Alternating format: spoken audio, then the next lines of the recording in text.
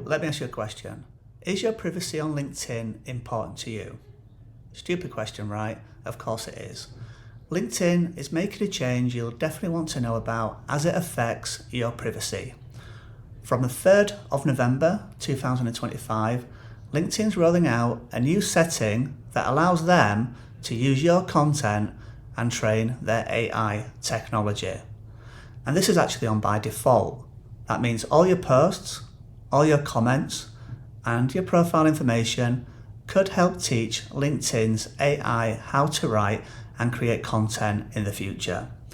Just to be clear, this doesn't include your private LinkedIn messages between clients and prospects, but if you do want to turn this off, go to your settings and privacy, data for generative AI improvement, quite a mouthful, and you can turn it off here. I'm sure you'll agree, you should be the one deciding how your content is used. I'm John Ranby from Be Social Marketing. This is Killing It with LinkedIn. If you'd like to turn your connections into customers, subscribe now. Thank you.